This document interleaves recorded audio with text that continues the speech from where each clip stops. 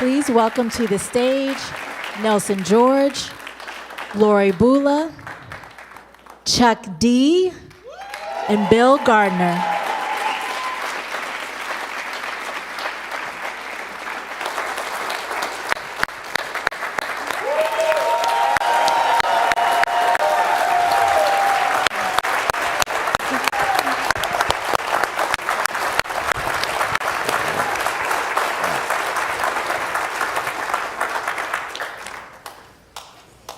Feels good being in this building again.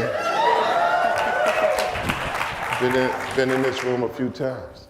Hey man, I was just thinking, I first came here when I was in college, the 70s, researching music. And I was here 2 weeks ago, researching another project that's 40 years of information stored in this building. So it's always an honor to be here in this really one of the temples of Black cultural information in the world.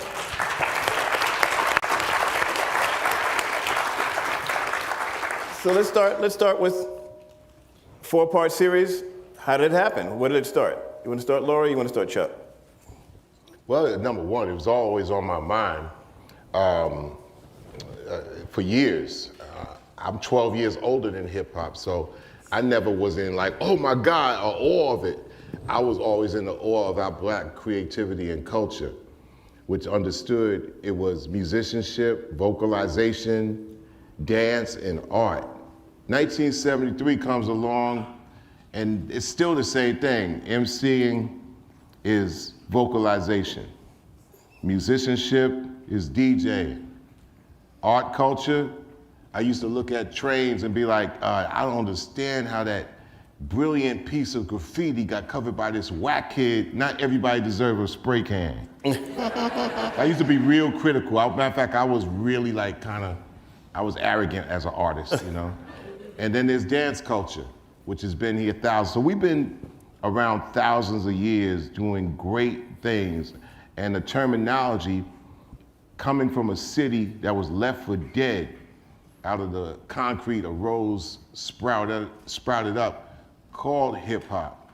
And it was always on my mind like, damn, you know, this narrative has to be protected, but I'm not gonna have no conversations with big corporations because we don't really talk well. So I would always go to Lori. We had done some things, managed some things, and I said, you know what, now when do we start making important, great or greater than popularity? And this ended up being conversations that started happening with places that I respected, like PBS, BBC, as opposed to the Viacom networks. But let me say this, there's been a lot of history of hip hop docs. But this angle of entry is very different from previous ones because it's about politics and power.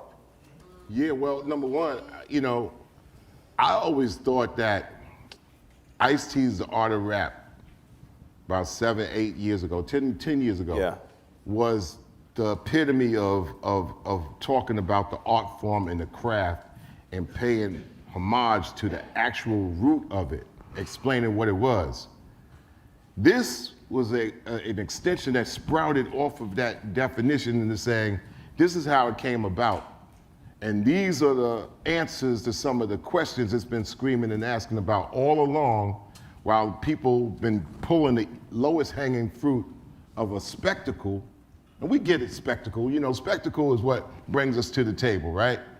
But spectacular is what keeps you in the room and keeps you coming back on and on to the break of dawn. I come from that thing. It's like, if your hip hop wasn't right, you was getting robbed. Yep, yep. I mean, like they tell you in the Bronx where Lori's from, you know, if your hip hop wasn't right, you was getting shot at.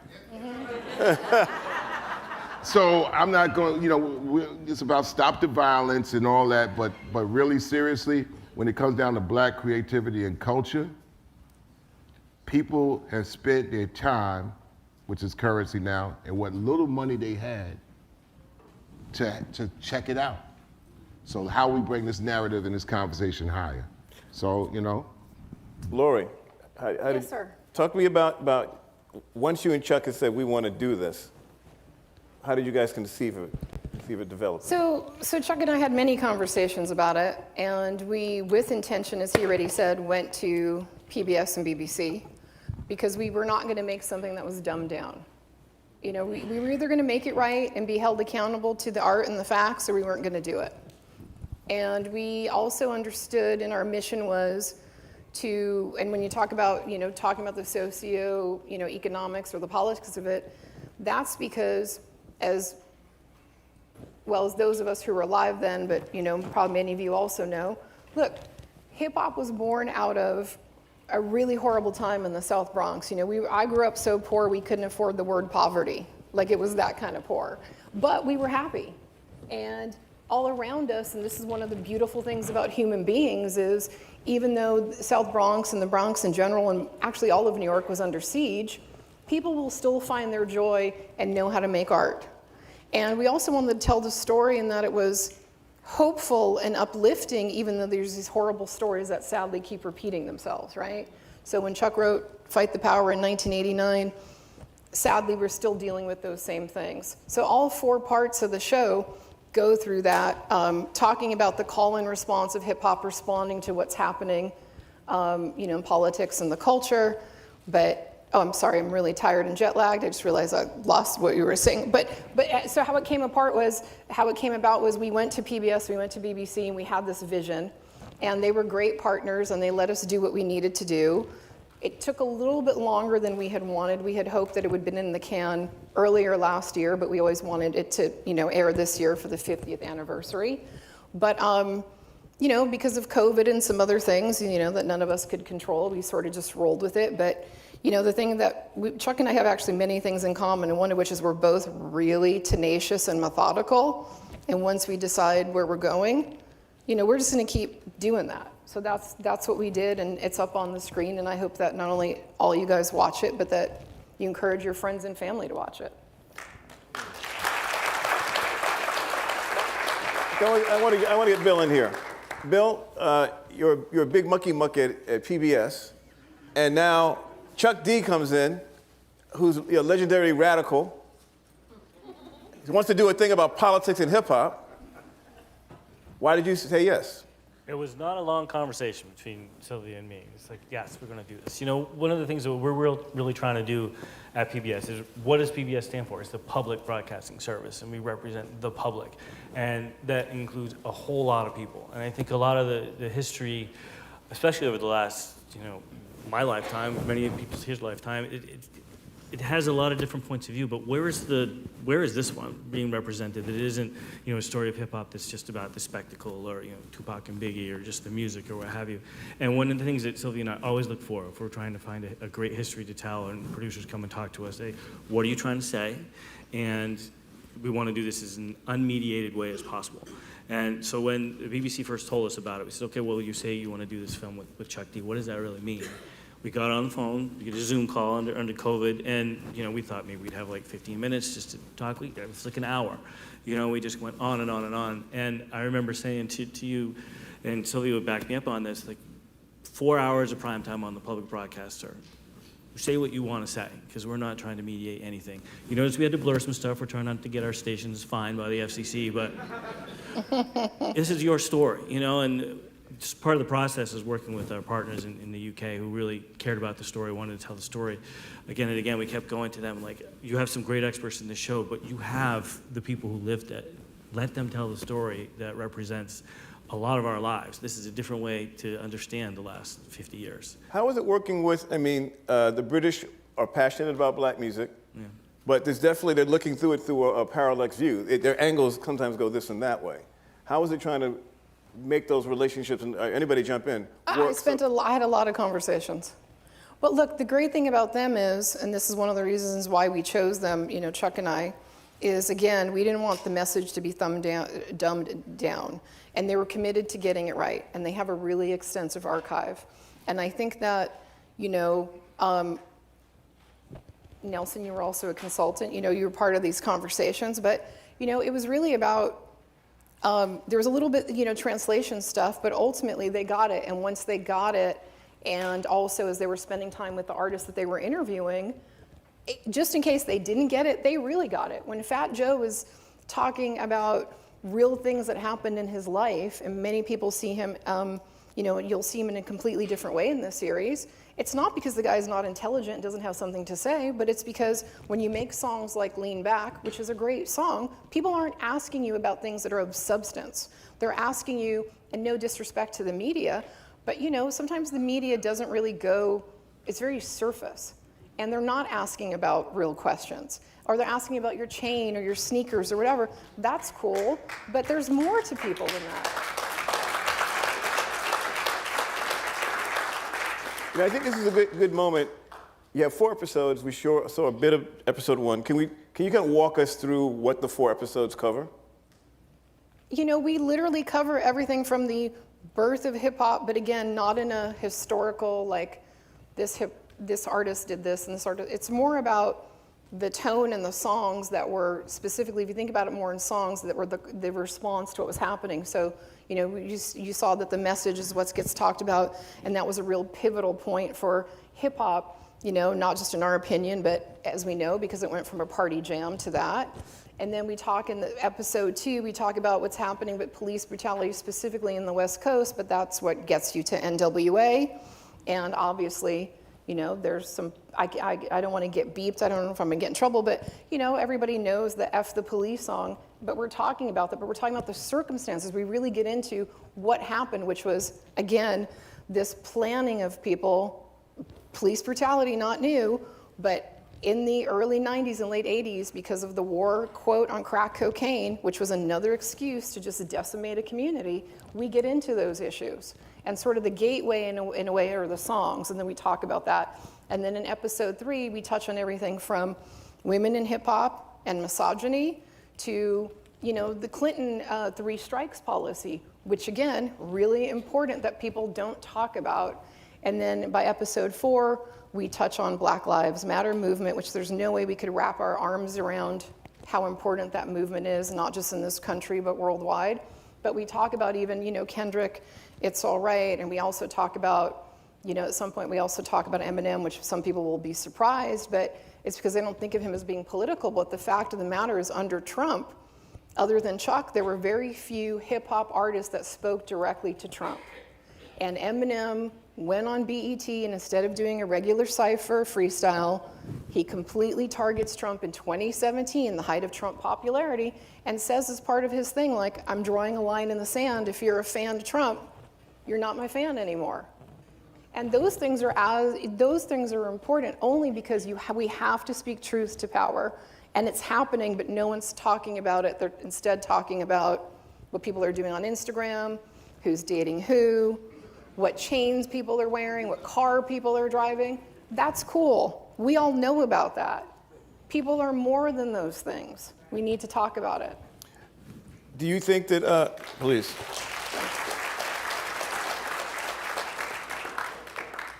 Is this project intentionally aimed at the millennials who may not know this history?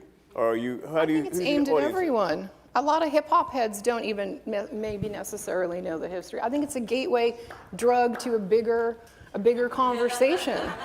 Well, I would say the drug of the modern world is celebrity. Yes. Absolutely. Right? Yeah. But also, we can't make a claim on anyone, especially, no one owns the culture. That's right. This is not a Chuck D documentary. I'm at the gate of accountability and responsibility, and like, we often are off the skids thinking that, okay, that's a good look, that's not a good look, because we all screen ages now, right?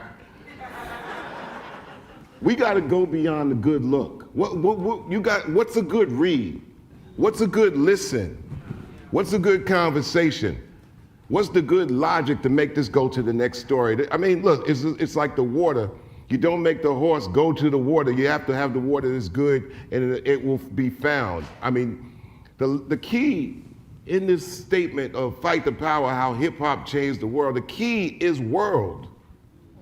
If you allow this government to keep you in a 2,000 by 3,000 mile United States of America box, you're not in line with what the culture has already done for the last 40 years anyway. The spirit that it came right out of this city. It comes right out of this city. Tons of people thousands have made a sacrifice messing around with this music, messing around with society and being able to say what they could say to get out there. They didn't make it to grab the lowest hanging fruit so they can actually just make a living. Yeah, everybody want to make a living and figure like, okay, I'll do my art. I can make a living too. There's always a hovering industry around that says, okay, we're the buzzers for the moment. We'll find you doing your thing and we'll help you do your thing and then take your thing. My thing is being accountable for the thing at the door. Yes, we could co-op, we could collaborate, we could make a conversation. What I got tired of is basically having every other narrative but the narrative that made the sacrifice being able to speak. So you hear Grandmaster Caz or Roxanne Shante, who are heard every day on LL Cool J's Rock the Bells radio, if you're fortunate to be able to get it. If you're able to hear for Amoni Love, like I said, Grandmaster Caz, Fat Joe. Yeah, this is Fat Joe going all the way up. Never getting those questions to be able to ask a dynamic other than whatever, what we seen is curation go down the tubes. A radio station used to break it down. Like, we come from the time of WWRL, when the great, on the old tip, Gary Bird used to break down a Stevie Wonder record. We talk about songs, and one of the songs we didn't mention it, what ended up on the cutting room floor, Gary Bird makes The Crown with Stevie Wonder in 1983. No one talks about that. Yep. Right? But we don't give it into excuse that no one talks about it. When we get the opportunity, then we make our way to speak for the unspoken. That's where the art form came from. We got a shaking finger pop like Junior Walker and them, but it's always gonna have this good look to it. We good looking people. We got the good look. We just need to not always think that the good look is always seen with two eyes. You understand? And this is what rappers have been speaking and hip hop artists have been speaking truth to power, and they want to be able to let their other side out, but it's very key that they have the platform.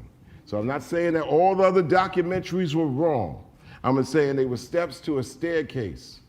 And you see me in high circles sometime, but I'm like a comet. Now you see me, now you don't. I could get to the top floor whenever I want. 50th year hip hop, that was very important. We got together, we said, this is something where I have to basically be seen to make you hear somebody who you least expect sound like a scholar in this art form. And y'all from New York, so understand, when y'all see something out there, sometimes we look at it with the screw face and the side eye like, we done seen this before. You know what I'm saying? Yeah, you good, but we seen it before. We seen better, even when it comes down to our music. You can't go to Harlem and go to Apollo and get down and think you the flyest thing in that building, in that room. Really? Really? So the swag and the audacity sometimes has to come from the presenter, as well as you nurture the art form forward. Kwame Ture, the great Kwame Ture, Stokely Carmichael for some of y'all, activist, Black Power for some of y'all others that just didn't know who he is. He told me once, he said, you know what? Being able to do what you do comes on the shoulders of others because it comes out of the culture. The culture comes out of the people. If you're able to and privileged to do the culture, it's got to go back into the people. That's the cycle that goes around. When it's interrupted by all these other this, that, and the others, then you have something that takes the narrative some other place. And that's what's been happening for most of the 50 years. We hope that we get another 50 years by steering the narrative forward, and that means all other things combined with it, be it commerce, be it the arts. This is a learning process. What better place to be when you turn on, back in the day, you turn on channel 13, right? Next to the electric company and Sesame Street. And it becomes a part of your social curriculum. You don't go to social media to get your social curriculum. It's not advisable because you can't have champagne and poles in the sandbox. You got places for everything. You don't get your curriculum there. You gotta get your curriculum from studied places that raised the bar over the bars. You know, I told someone about the title of this series, and they said, well, oh, it's about that conscious rap stuff, huh? So it's Public Enemy, and then it's Dead Presidents, and, you know, they for a lot of people, they see politics and rap as an era, like the era you and KRS-One were in, or what Dead Prez did, or even like, oh, Kendrick's doing this little thing here at this moment. The difference, I think, what your show, what the series tries to do, is connect that even in eras when it doesn't seem political, hip hop is still making statements, still making powerful statements. And I think the challenge of the series to a lot of viewers is going to be, they see anything connected with politics and hip hop as an era or as a genre, as opposed to an ongoing narrative. You know what I'm saying? You know, that drives me crazy, and Chuck and I have talked about this a lot. You know, even when, you know, Chuck and Flavor wanted to remix Fight the Power 2020, we talked about people to be on it. Questlove was really involved as a producer.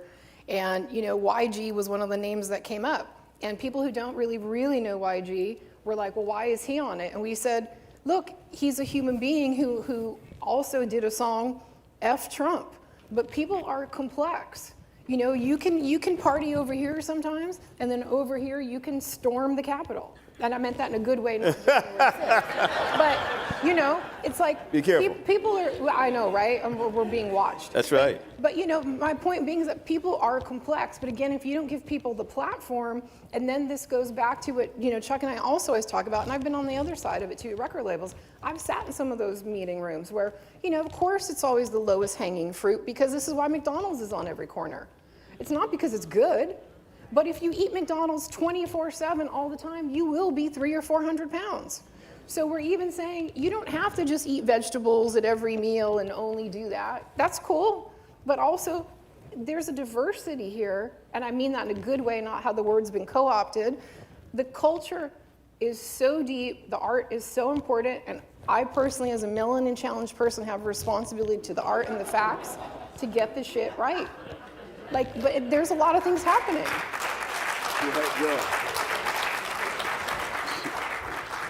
She had to get it right. I mean, right. she has a high skill set getting people together. And like I said, in Britain, with the directors and people like, I mean, Black Brits especially, they take and absorb hip hop, and they have the connection. They have the connection with USA hip hop, Jamaica, all that cycle of activity, and they go intrinsically into it. And they put together, I mean, you see that, Mark, after they go into the details of the fact. When they were actually like, maybe like 30 years younger and from 5,000 miles away, it's like, how do you know that? And they ask questions, they step back, and they get the feel, they get the design of it, they get the sensibility, and they say, you know what, this story should be told. You already see it when you look at the movies and you see a lot of the Black British actors, you be like, how the hell did he get that Chicago accent? So Laurie assembled a staff and a team with PBS and the BBC, came up with an alchemy and a combination that was able to make me feel like, damn, you know, like I can actually stand by the culture and look at the contributors to the culture and say, this is good, this is for us, you know? So yeah, Chuck D's name on it, but as in any leadership position, you have an accountability and a responsibility, and Laurie knew that, obviously had to know that, you know, and knows the pressures too. Because, you know, we're in a time where people are looking for the good look. But we have to base beyond taste, right? Well, you know, I mean, asking simple questions like, they used to always say, your Public Enemy political, but NWA street. And I used to say, you know what? Political is just knowing who running the streets. Street is just running in the streets.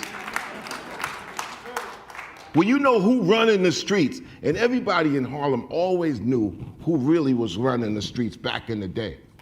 One of the connecting forces to lead me into Public Enemy in the first place was WLIB. People kind of forget. They talk about Fight the Power like Fight the Power was a standalone song. So Fight the Power was a soundtrack for Do the Right Thing. People, oh, I didn't know that, yo. So you got to keep reminding people. And then, what was the theme in Do the Right Thing? Samuel L. Jackson's character, who's been kind of like... You're a love daddy. Right, who's been normalized into like, every time Samuel L. Jackson talks, he's cursing, right? His role in Do the Right Thing... Senior Love Daddy. Love Daddy, that was WLIB. Yeah, yeah. Because at that time in New York City, that was the thing that connected the boroughs in the surrounding tri-state area. So for the first time in New York City, if there was a problem in the Bronx, somebody in Brooklyn was like, damn, that's what's going on up there. Because you know, straight up and down, there's no reason for somebody from Brooklyn to go to the Bronx. No reason. Yo, look, I'm giving y'all the real. Now, I'm there giving you y'all go. the real. There you go with the I'm Bronx giving y'all again. the There real, you go. real talk. There was no reason for somebody from the Bronx to go to Brooklyn at all. Right? Right? Just the unbelievable train lines connected us, right? People from Harlem wasn't going to none of them places. Right? Queens and Long Island had to visit those places. And nobody was going to Shaolin. No. Nobody. Because it wasn't Nobody. Shaolin, it was Staten Island. Island. Catch a boat, Richmond County, don't get caught there, Mafia, hey, you know what I'm saying? WLIB connected the tri-state area in a way that has never been done before or since. Out of that Big Bang Theory of a time, hip hop, film, all this thing Disco. happened. Yeah, exactly, happened. You know, so we take heed to that hip hop was is in that circulation. You know, we come from a time where they talk about Studio 54, right? I couldn't, listen, my first job, I worked down with my dad on Lexington and 3rd, 1977. So that's how far I've had 16 jobs before my rap career. That's why when I look at rappers crying and complaining, I'm looking at them like, I don't know what you're talking about, dog. You ain't never had a job. That's why you complaining. So I'm working on 3rd Avenue, getting ready to take a train and 2 buses back home, right? Studio 54 is hot. Then you couldn't get on 56th Street. 54th Street. You couldn't get on 56th Street. What'd he say? And 55th Street. That's right. Or 53rd Street. Damn sure wasn't getting on 54th Street. So that's how tight it was. It's like you had apartheid culturally in New York City. Out of that rose hip hop. This speaks to the foundation of that fight. That's why if anybody feels like, oh man, this, I always try to talk to younger artists all the time, because younger artists, as with younger people, sometimes in this day and time, like to use youth as an excuse. And I square face them like this. It's like, you 17 telling me about how young you are, you ain't 4. The next time you talk how young you are, tell your 13-year-old brother and sister how young you are. And they square looking at you like you are OG. So play your role. So the next time you complain to your parent like, yo, man, my younger brother and sister's getting the same privilege I got, I earned my position. That's why nobody could play that young game with me.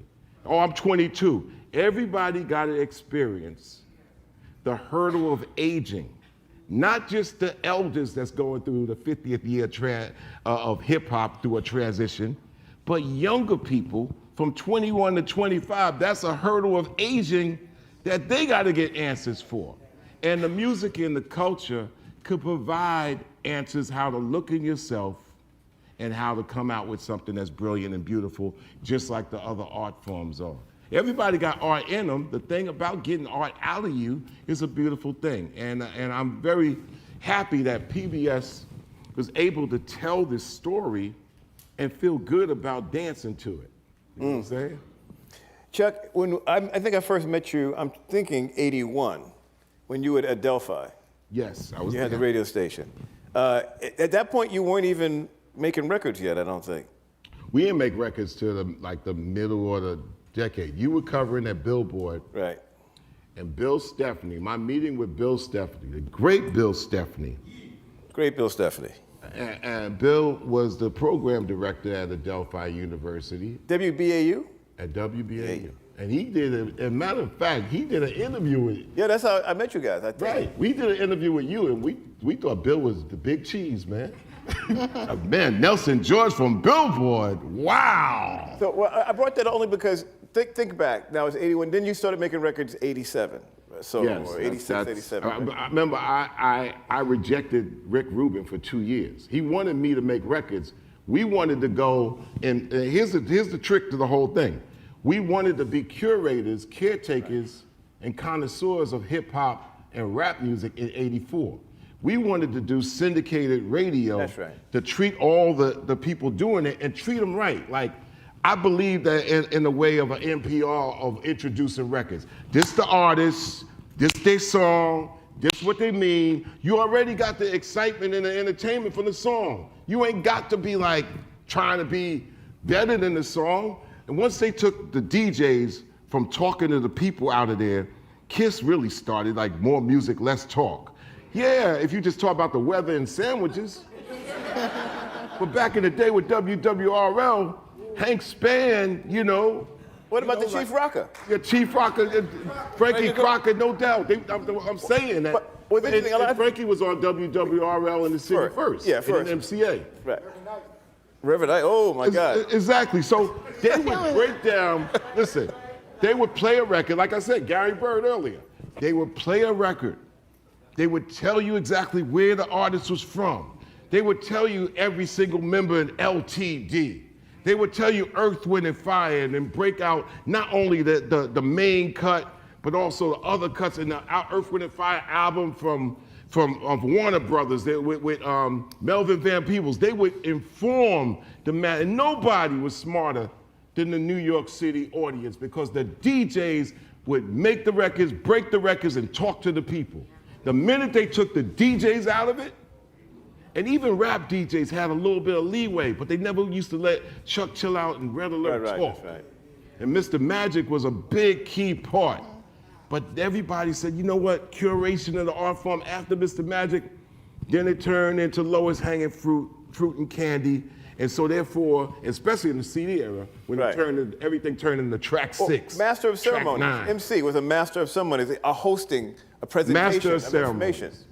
And when you got, now we just use MC generically, but MC means you're presenting information to the audience. Yes. Master of ceremony. The ceremony is the music. Exactly. And you were bringing it, and so. Nobody did it better than the people in this town. And when you go to a DJ Hollywood, Eddie Chiba, Lovebug, Starsky, you know what I'm saying? In places like 371, which is for the older crowd, but the younger MCs even knew how to present the records. They didn't get in the way, and that's what made people infectious on hip hop. A record that people rarely ever talk about. Hey DJ by the world famous Supreme Team. Yeah. World famous Supreme Team, at the end of the dial, they was a 5%ers used to build with the whole boroughs and stuff like that. Yeah, they played the records, but at the same time, it's like, yo, man, I gotta hear, Just a Line, See a Line, and, Mastermind. And I got to get it. And the minute you take the DJs out, as a matter of fact, yesterday was the past couple of days, DJ Day of the year. That's right. International DJ Day. Once you take the DJs out, and this is what Laurie and the whole crew and everybody has spoke to about the art form of hip hop, is that it's the 4 elements that gotta be in step. It's panoramic. But I think one thing that comes up in the film and in your conversation is the fact that there's this artificial idea, and I think I probably had it at first when I was young, and I don't have it anymore, is that hip hop was a break from the past. It was a new thing. And it was a new thing to a degree, but when you really think about it, it's all a part of the same continuum. You played older records. Nelson, remember this, and anybody out there remember this. James Brown in 1978, when he said it's too hot here, remember that? You know, and that was, James Brown hit disco pretty dope. He did. Yeah. But the hottest joint by James Brown was a record from 8 years prior. Funky Dream? No, Sex Machine, Give It Up, Turn It Loose. Right. Yeah, right. So Give It Up, Turn It Loose It's the B-boy. was from 8 years before, Yeah. red hot, and a lot of white folks downtown thought that it was because of his new disco record. Yeah. And they would bring him down to the clubs, like where everybody's talking this James Brown, and they wanted him to do, you know, the songs with the cowboy hat and stuff like that. And they were like, I literally have a ticket from James Brown at Studio 54, and I think it was that era. Like he was rediscovered by that downtown. That's what I'm saying. He was rediscovered, but But all he's in the already eras because of from hip hop and b-boy, cats were losing their mind to Give It Up, Turn It Loose. Yeah. Brought to you by Cool DJ Herc, Africa Bambaataa, the Grandmaster Flash, you know, DJ Lovebug Starsky. They played Give It Up, Turn It Loose, and you know, and you covered it quite well. You got Bootsy, James Brown, and all these people. And when you tell them years later, like, Mr. Bootsy, Give It Up, Turn It Loose, that shit was one of the pillars of hip hop. And he's like, yeah, wow, I didn't know that. This is what this documentary will clarify. So we have in about 5 minutes, we're going to take questions from the audience for a minute. Please don't do that. Turn the music off, please. Thank you. Turn the music off, man. Okay, thank you. So don't do that right now. So if people have questions, there's microphones on both sides here. So we're going to take questions in a bit. Anybody else? I see one person. Got to go over there on the mic so everyone can hear you, son. Thank you, sir. Hi. Not yet. Let other people line up. Hold on a second. Let's just get it lined up. Are you not going to go, brother? Go ahead, man. I'm just trying to get everyone, you know, let them get settled in. I guess. All right, so let's start with you, sir. Please. Chuck D, I want to ask one question, and in the audience, I hope you understand what I'm asking. How much influence did the Black Panther Party played on your music and your lifestyle and what you were doing? Black Panther Party, number one, I used to come to Harlem, my grandmother's house, great-grandmother's house, and they ran the lunch programs. You knew when that truck was coming, that truck was having music, and they was playing music on a record player. But they had those lunches. So the Black Panther Party, as a kid, was dynamic to us without us even reading Amsterdam News, which we did read, Ebony and Jet. The editorial for Jet used to be this thick with real words. and the Jet Centerfold. And the top 20 singles with the top albums. You could get Jet and be happy for a whole week. They would also inform you about the Black Panthers and everything else that we needed to know. So yeah, I mean, I'm born in 1960. That whole decade, we were full and we were being informed and we were looking at everything. That's why looking at Grandmaster Caz talk is almost like hearing myself. But you never heard Grandmaster Caz get the platform to really, really, really lay it out. And that's what Lori Buller did, and I'm really proud of that fact. Brother, I feel like you had a follow-up to that. That's what? I just wanted to hear. Oh, cool. Sir. How you doing? I just want to say, Chuck, growing up from Indianapolis, Indiana. That town. That's right. Well, we have a strong connect because I used to work with Reverend Williams, Indiana Black Charles Expo. Williams. So we used to do a lot of seminars Yes. with you. Indiana Black Expo. Yes, sir. Yes, sir. And Nelson, I want to say you got me through college. You and Greg Tate, man. You got me through college.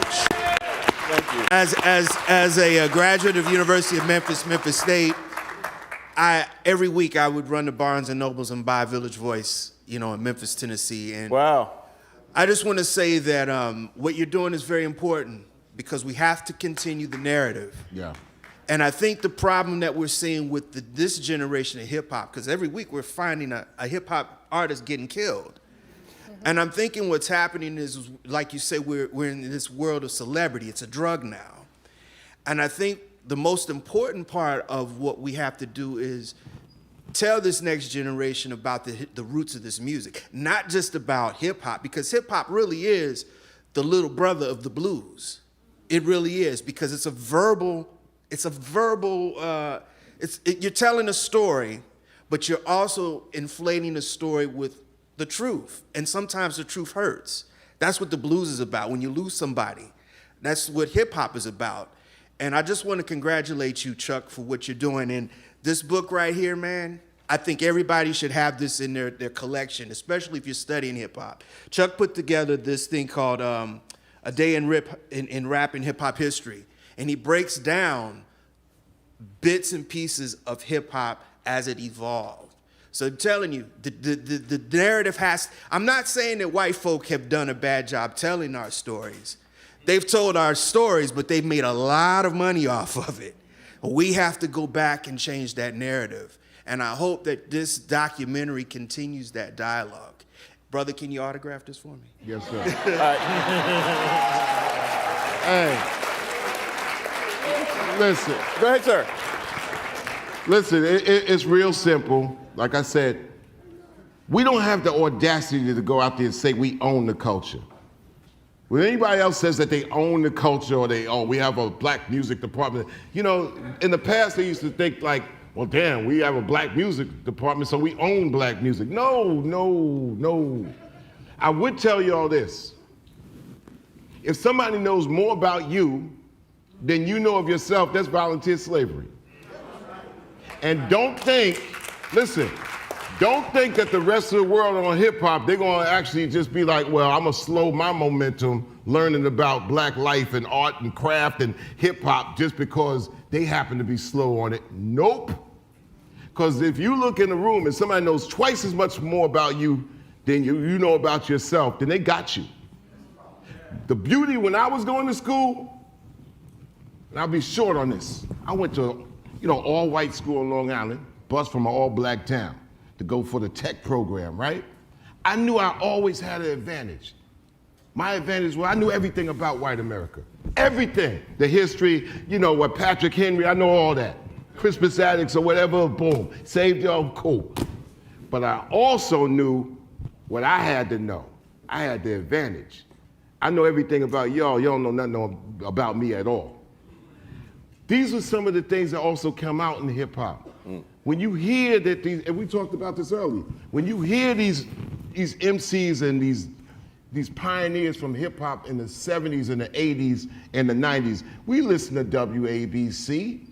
We knew all kinds of cultural things on the 3 to 4 channels. They are brilliant. When you hear KRS-One on his first records, you hear him quoting Billy Joel, right? Still rock and roll to me, still hip hop to me, right? You hear Slick Rick giving Beatles references. Michelle, my bell, wow. So it was always cross-cultural from the black exorbitant standpoint of creating culture and regurgitating back into society. We were rejected, but at the same time, collectively, we knew that we was gonna grow. So we have advantages learning about ourselves and not letting it be forsaken and in vain. And this is what I think is appetizing for young generations to come. Good. Hi, my name is Marcelo. Thank you everybody for coming, making this doc. I can't wait to watch it. One of the questions that I had is the thing that I think is very different about hip hop culture today is that a lot of the people making music don't have the sense of keeping it real. Like in the past in hip hop, it was very much being different, keeping it real. Like Chuck D, like in one of your interviews, you said, "I want to make something that my girlfriend will hate." I guess where did things go wrong? This is a question for all the panelists, and what can we do to revitalize the culture and give energy back so that people aren't. It doesn't come off like people are copying off of each other. Can I be short with this, the answer? Number one, you don't have to say you love hip hop. We don't, what I'm saying? You don't have to be real with a screen in between. That's why they have avatars. You don't have to be real with it. You don't have to say, I love hip hop. I talk to so many people. I love sports. I love sports. Well, in the past, I would love sports all the way to the point we'd be fighting, right? Passionate about it, right? I know people that say, you know what? I don't like sports. and you got to change your relationship with them.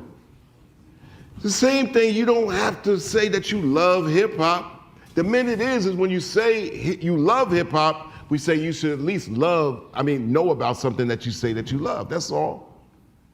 That's all we're saying. It's like, it's a lot of people in a lot of situations say, we love hip hop, we love black music. I used to be very clear, like, okay, you love black people if you love hip hop? What's that got to do with it? Well, it comes out of a people.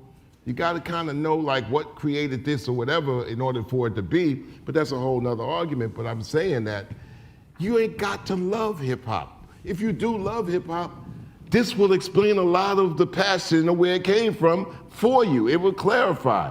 There are a lot of different documentaries on hip hop explaining what it is, but this one explains where it came from and how it looked at the dynamics around it and how the dynamics looked at it. Different. Please. Hi, thank you so much. Chuck, Nelson, PBS. So I'm Kanani. I actually used to work at the Schomburg. I produce Black Issues, our issues and solutions for the blacks. And, love you, Black. And my question is about the future of hip hop, right? So I think the first 50 years, I think there have been some big wins, right? We have the music, we have sneaker culture, right? That's straight out of hip hop. We have the clothing. We have a lot of physical manifestations of hip hop, ubiquitous to the point that people might not even know that sneaker culture is hip hop, right? But I'm always thinking about liberation. So I'm thinking about a culture that is now anti-racist for the next iteration of the next 50 years of hip hop, right? Cool with the sneakers, swag, we're chilling, all of that, right? But we're dying, right? So I see a lot of consuming hip hop, like the biggest consumers of hip hop is white kids that are privileged. And so they've been inspired to feel like, they're raging against the machine musically, but they're not raging against the machine, but they're consuming our pain, our blagedy, our black tragedy. So my question is, what is the vision for the bifurcated audience for the next 50-year iteration of hip hop to actually end the racism? Fight the power. Yeah, well. Black issues and solutions. This is about real as you're gonna get this one. Ready? Mm-hmm. I've said for years, if we as a people don't extend to the diaspora, where it's already happening, you're doomed inside this 48 2,000 by 3,000 mile box. One of the craziest things I've heard is division. I'm not gonna jump on ADOS right about now, but listen, you cannot disconnect yourself from the creators and the makers around the planet that you're a part of. I said fear of a black planet. I didn't say fear of a black county. The future, listen, aesthetically, the future of hip hop is already Africa. Yep. If you don't know the 54, listen, Stetsasonic explained it very early in 1986. They named every single African nation at that particular time. If you don't know it, it's easy to know now through your phone. You might not be able to get there, but you can get there. Because Africa, let me tell you what they're doing in Africa, or what they've been doing. First of all, it ain't nothing new over there.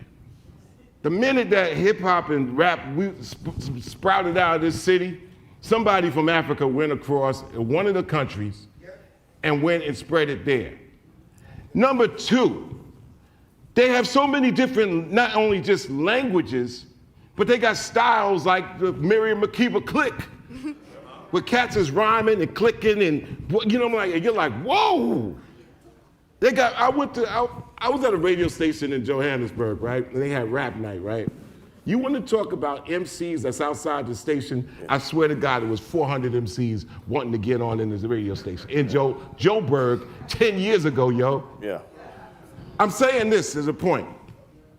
The future of hip hop is already around the world. Yes, yes.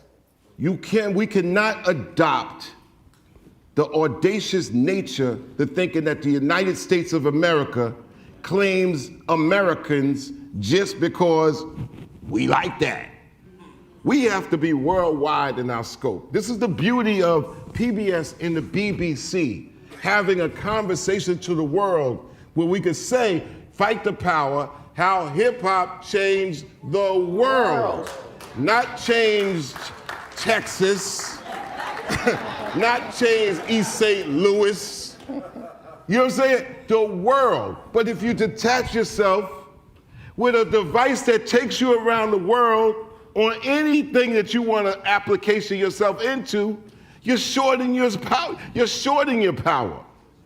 And understand, they're going through this, that, and whatever for the last umpteen amount of years, 75, 80 years, even calling themselves independents, and they got the trick game flowing there. The future, if I had to break it down to the construct of black people and racial construct in the United States of America, if you cut off the rest of the world, we are doomed here like it's a cell. You open yourself to the world, because possibly it can be an idea that will save and propel you into the future. Yes, it happened in New York. Yes, why? It's a melting pot. Matter of fact, it's one of the most important melting pots of the last 150 years. You don't stop watching PBS because it doesn't show you hip hop. PBS has so many documentaries that will show you, just in the series New York, New York, it'll tell you what the name of these streets and where they came from and what they mean.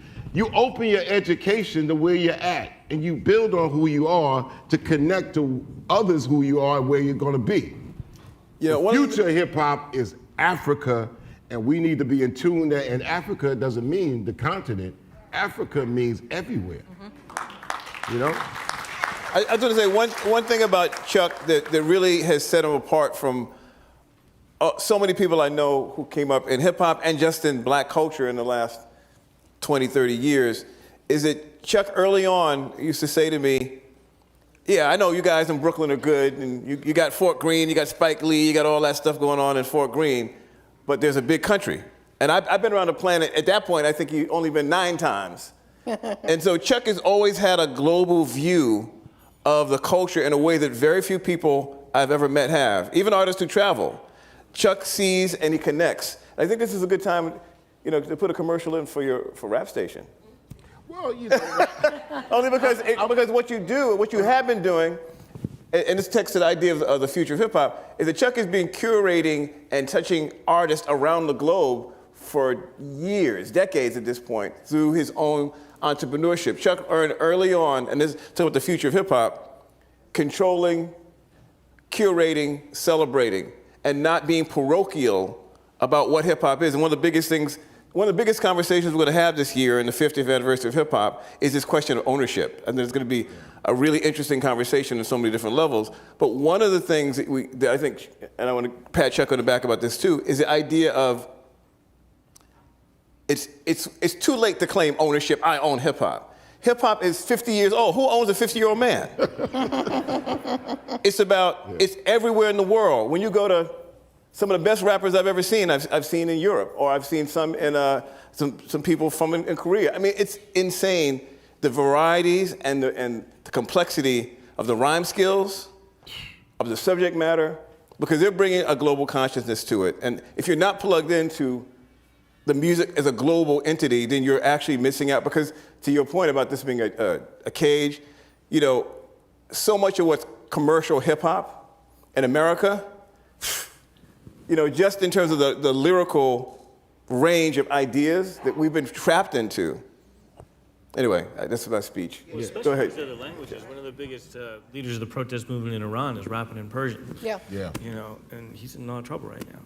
Yeah, my biggest regret is not learning another language. To go around the world for so many years and all that, I never learned another language, which is my greatest regret. And you could be in front of, you know, and this has happened, you know, many times. You'll be in front of 75,000 people and be in different parts of Brazil, and not just Sao Paulo or Rio. And you're looking at 75,000 people that look just like you, that gotta come meet you halfway and beyond to learn English, but you can't figure out the slightest bit of Portuguese patois. That's my failing. You know, that's my failing. The future of hip hop is gonna be like this cats that I know cats that could braid, they could spit and braid their languages, right? Get the crowd moving, right? And then go off and playing some instrument while they spitting in different languages. I'm like, there is no standard for that. It's just like, it's out of here. So I don't want to hear like, yo, man, my man's coming from whatever, he's gonna change the world with his style from Baton Rouge. I'm like, cool. I'm not, no disrespect. Like I said, I'm a sports fan. Let me tell you this much about sports. Trust me, if there was there's already a 7'5", player from France, right? That they already marking for the NBA. And I used to say this all the time. You know what? Sports will find that person that's phenomenal. If that person's walking around in a basement in Benin and he's 7'5" and got skills, they're gonna find him. Sure enough, the #1 draft pick of next year is a person they found that plays what? The same sport that we've dominated in this city, or started off dominating, and we've seen it. And then it metastasized, right? So I'm just saying that the same thing with the arts. The arts could be found anywhere, and the beauty of it is that you got a gadget that will take you there, absorb it. It would do you justice. I told many artists, I said, the arts is a high that you can't get past. To get double high when you're doing the arts at its best, it's redundant. When you're doing this art, and this art thing is really popping off and jumping off, there's no other high that could go past that. I'm telling you, straight out. Many people I talk to, it's like, oh yeah, you was in front of 75,000 people, huh? How'd that feel? I can't even describe it, son. I can't even describe it. So it's something in that. And back to the documentary. The documentary, it's like in the beginning, I used to always wonder, like, how they gonna put rap on a record? I thought it was inconceivable. Trust me, I'm here dancing to Eddie Cheever. I'm coming out with my rap record. I'm like, how you gonna put this thing on a record? Because a hip hop thing was like 4 hours long. It was all kinds of things going on. I was like, you crazy. Then when it happened, King Tim III, the Fatback Band was like, wow, that's something like that. That's a little bit like Pygmy Markham, Here Come the Judge, but they didn't call it a hip hop rap record. When Sugar Hill came out rocking the hardest rock record of the summer, Good Times, I was like, wow, that's a rap record. Now here's the ironic twist. That record was 16 minutes long. Yeah. Now, the ironic twist is that, and Nelson, I think you covered Rappers Delight when it came out for Billboard. Yeah. The ironic twist was not how long that 16 minutes was, they took a 5-hour thing and knocked it to 16 minutes. It was the compression that bugged me out. And from that point on, it's exploded into universes, No big pun intended. Ba-dum-bum. All right. I think we're wrapping up, aren't we? We are. So I hope you enjoyed this, but particularly